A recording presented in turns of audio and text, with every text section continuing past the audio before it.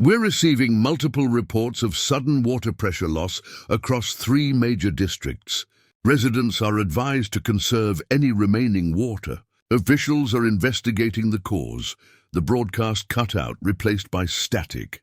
Down in the valley, faucets hissed dry. Coffee makers sputtered. Sprinklers coughed mud. By noon, the entire county realized what I already knew. The mountain had stopped giving. At Cedar Ridge, HOA headquarters, panic spread like wildfire. Linda Porter's calm veneer was gone. Her hair was frizzed, her hands shaking over her phone. "We just need to explain that this was a temporary maintenance procedure," she said, pacing the office. Her vice chair, Ken Dorsey, snapped back. "Maintenance? You destroyed the only reservoir feeding Haven County. Do you realize the lawsuits coming our way?" From the window, I could see the mountain, the lakebed now a vast scar under a colorless sky. Helicopters circled overhead, camera crews filming the disaster zone. Reporters had found me first. They always do. "Mr. Reeves, you used to work for the county water board," one shouted. Is it true the HOA ignored warnings about underground channels? I wanted to tell them everything. The arrogance, the negligence, but part of me hesitated. This wasn't just an HOA blunder anymore. The damage was spreading faster than anyone imagined. Downstream, the Haven water treatment facility was in crisis mode. Pumps whined in dry air. Technicians scrambled over panels that flashed red with system failure alerts. Pressure dropped to 0 at 5:42 a.m., one operator muttered, staring at the monitor. "Backup sources can't compensate. We're bone dry." By 3 p.m., the county declared a state of emergency. All non-essential water use is prohibited. Schools will close until further notice. Hospitals are rationing reserves, and still, the HOA's official statement, printed on glossy letterhead, read, "Cedar Ridge Homeowners Association temporarily lowered lake levels as a precautionary measure against flood risks. We are cooperating fully with authorities." A precautionary measure? They drained a living reservoir and killed an ecosystem. As the sun dipped behind the mountain, I returned to the lakebed. The mud had hardened into cracked ridges, veins of dried clay like scars across the earth. But there was something new, a hollow sound, echoing faintly when I stepped near the sinkhole. I crouched, holding my breath. The air that rose from it was cold, damp, and moving. A faint gurgle like a heartbeat. Maybe water wasn't gone entirely. Maybe it was shifting deeper into the earth, into places no human had touched in decades. Behind me, my phone buzzed again. Tom's voice came through, strained. "Reeves, we found something in the aquifer mapping files. A sealed chamber under Cedar Hollow. It's not on any of our public blueprints," I frowned. "A chamber? What kind?" "Not man-made," he said. "But whatever it is, it's opening." And as the wind rose from the empty lake, carrying the scent of wet stone and ancient air, I realized the disaster wasn't just about water anymore. The mountain was revealing something it had kept buried for generations. That night, fog clung to the hollow like breath over a wound. The stars were gone, smothered behind rolling grey clouds. And the mountain hummed faintly, not a tremor, but a vibration that felt almost alive. I parked at the edge of what was once the shoreline, flashlight in hand. The sinkhole gaped below, now wider, its edges crumbling into the dark. From within came the low murmur of moving air and, faintly, the echo of dripping water. Tom arrived half an hour later, dust on his boots and fear in his eyes. "Satellite scans confirmed it," he said, showing me his tablet. "There's a void beneath the lake, huge, ancient, miles deep. The instruments can't map the bottom." He zoomed in on the topography. The outline of the chamber was unmistakable, a near-perfect spiral twisting inward. "That's no natural cavern," I murmured. "It looks carved." We descended cautiously with climbing gear and floodlights. The deeper we went, the colder it grew. Not the normal chill of stone, but something that pressed against your skin, heavy and electric. At 30 feet down, we hit the first ledge. Water shimmered below, glowing faintly blue as if lit from beneath. I knelt beside it, dipping my fingers in. The liquid wasn't cold. It pulsed with a subtle rhythm, like veins beneath skin. Tom's voice trembled. That's groundwater? I shook my head. No, this is something else. Symbols lined the cavern walls, long looping engravings that resembled both writing and natural erosion. My flashlight traced the patterns, and for a heartbeat they seemed to shimmer in response. It was then I remembered something my grandfather once said when I was a child. The lake's old boy, older than the town's. It's not just water, it's what keeps the mountain dreaming. At the time, I'd thought it was folklore. Now I wasn't so sure. We followed the spiral path deeper until the tunnel opened into a vast chamber. The air shimmered with humidity and light. At the center, where the spiral met its end, stood an obsidian column, half submerged in the glowing water. Tom approached it cautiously. Looks geological, but it's smooth, polished. I moved closer, feeling the faint vibration through the stone. It pulsed, slow and deliberate, like a heartbeat echoing from inside the earth. Then, without warning, the column released a wave of sound, low, resonant, almost musical. The water rippled outward, and every engraving on the walls flared with pale blue light. Tom stumbled backward, shouting, "What did you do?" I began, but the rest was lost in the roar that followed. The sound rolled upward through the tunnels, into the mountain, out toward the valley. Lights flickered in the distance. The earth shuddered, and somewhere above us alarms began to wail. Tom grabbed my arm. "We need to get out, now!" But I couldn't move. The glow from the column had grown brighter, and within its depths I saw shifting shapes, like water flowing backward in time. The mountain wasn't dying, it was waking up. The morning it all began was crisp and golden, sunlight spilling over the Blue Ridge peaks and glinting off the still surface of Cedar Hollow Lake. I stood on my porch with coffee in hand, breathing in the clean mountain air, when I noticed the envelope stuck to my front gate, stamped with the bold red letters, HOA Notice, Urgent Action Required. My stomach dropped. Every time the Cedar Ridge Homeowners Association got involved, something bad followed. I tore open the envelope. Inside was a single page covered in bureaucratic jargon.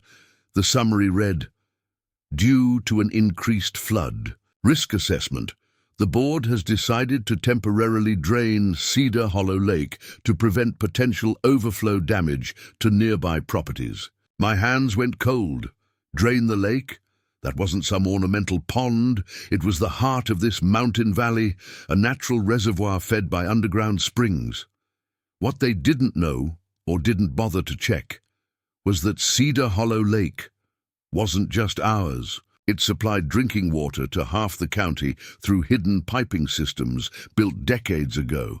I'd learned that from my grandfather, who helped install the original water channels after World War II. "That lake's more than pretty scenery," he used to say. "It's life for the people downstream." I immediately called the HOA office, but all I got was a cheery receptionist reading from a script. "Sir, all decisions have been made in accordance with flood safety protocols and the board's Environmental Compliance Committee." In other words, they had no idea what they were doing. By afternoon, yellow construction markers circled the lake. Heavy machinery was scheduled to arrive the next morning. The neighbors seemed indifferent, a few even pleased. "Better safe than sorry," said Mrs. Hill from across the street. I don't want my basement flooded again. I wanted to shout that her basement leaks were from bad plumbing, not the lake, but I held my tongue. That night, I drove my truck down to the waterline. Moonlight shimmered on the calm surface. The frogs croaked softly, unaware of the doom approaching. I opened my old field notebook, the one with my grandfather's notes on the underground water flow. Lines and arrows showed exactly how the lake's overflow channeled through limestone tunnels toward Haven County's main aquifer. If the HOA drained it, those tunnels would collapse, cutting off the water source for over 40,000 people. I whispered into the night, "They're going to break the mountain." The next morning, I saw the excavators roll in, their engines rumbling like thunder. Men in orange vests began laying pipes to divert the water downhill. I ran to them, waving my arms. "Stop! You can't do this! That lake feeds the county water system." The foreman gave me a flat look. "Take it up with your HOA, pal. We just follow orders." And as the first pump roared to life, I realized this wasn't just an HOA mistake. It was the start of a disaster. The next morning dawned grey and heavy, the sky swollen with clouds like bruises. By the time I reached the lake, the pumps were already howling, great steel beasts drinking the heart out of Cedar Hollow. Water surged through thick rubber hoses, spilling down the service ditches toward the valley below. A dozen men in reflective vests milled about, shouting over the noise, as if this destruction was just another day on the job. I stood there, helpless, feeling the vibration of the machinery under my boots. Each thrum felt like a pulse being ripped from the mountain itself. By noon, the lake had already shrunk. The once glass-like surface now lay cracked and uneven, a muddy basin forming where fish thrashed in confusion. The air smelled wrong, a sour mix of diesel, wet earth, and panic. The HOA's president, Linda Porter, stood nearby, clipboard in hand, wearing her usual smug expression. Her spotless white sneakers contrasted the mud-stained ground around her. "Morning, Mr. Reeves," she said without looking up. "We're finally addressing that flood concern you ignored in last year's maintenance report." I clenched my jaw. "That lake isn't a flood hazard. It's a water source. You're cutting off supply to the entire county." She gave me that patronizing smile reserved for people who think they know better. I think the county would have told us if that were true. I wanted to tell her I was the county once, at least part of it. I used to work for the Haven County Water Board before I retired to this quiet place. I'd spent decades studying the underground systems here, but arguing with her was like screaming into the wind. Behind us, a foreman yelled, "Flow rates increasing, we're clearing 3 feet per hour." A cheer went up among the crew. 3 feet per hour. They were killing it that fast. By sunset, the lake was down nearly 10 feet. Fish carcasses littered the banks, and the frogs had gone silent. The reflections of pine trees twisted and fractured in the shrinking pool, as if the mountain itself was being erased piece by piece. Then came the first tremor. It was small, just a subtle vibration in the ground, enough to make the water ripple unnaturally. The workers barely noticed, but I did. I'd felt that same vibration once before, years ago, when a mining company bored too close to the aquifer. "Stop the pumps!" I shouted. "You're destabilizing the tunnels." No one listened. The HOA president frowned. "Tunnels? What tunnels?" I pointed toward the lakebed. "The limestone channels beneath this basin. They feed directly into Haven County's water supply. Drain them too far, and they'll collapse." Her smugness faltered for the first time. Another tremor rolled through the valley, stronger this time. One of the pump pipes buckled, bursting open with a scream of metal and a gush of brown water. Workers scattered. Linda turned to me, eyes wide. "What's happening?" I stared at the half-drained lake, my heart sinking. "You've woken the mountain," I said quietly, "and it's angry." By dawn, the lake was half its size. What remained was no longer beautiful, just a muddy crater surrounded by silent trees and broken memories. The pumps still roared, their noise echoing off the cliffs like a mechanical heartbeat. But the mountain was breathing differently now. I could feel it in the soles of my boots, shallow, unsteady, gasping. I parked my truck near the lower dam, stepping into the fog that clung to the valley like a ghost. Every sound felt distant. The wind, the creak of the docks, the whine of machinery. And then a faint hiss beneath it all, water escaping through cracks that shouldn't exist. I followed the sound toward the base of the old spillway. The concrete there was fractured, spiderweb lines stretching outward. When I knelt to touch the surface, a stream of cold water shot through one of the fissures like a needle. The tunnels were giving way. It wasn't just erosion. It was collapse. The hollow channels that carried water to Haven County were built within layers of limestone. Without the lake's pressure to hold them stable, the stone was crumbling inward. Every pump cycle was accelerating the decay. I snapped photos and measurements, sending them to my old contact at the county water board, Tom Herrera. I didn't expect a quick response. Government moves slower than rock. When I turned back, toward the lake, I saw them, two workers standing on the exposed lakebed, staring down into something dark. I shouted, "Get off there, it's not stable!" They didn't move. One of them pointed. I climbed down after them, boots sinking into the wet muck. What they'd found stopped me cold. A wide sinkhole, easily 20 feet across, yawning open where the lake had been deepest. It wasn't natural. Its edges were jagged, fresh, as if something had punched upward from below. The air above it shimmered faintly, a trick of heat or gases escaping, I thought.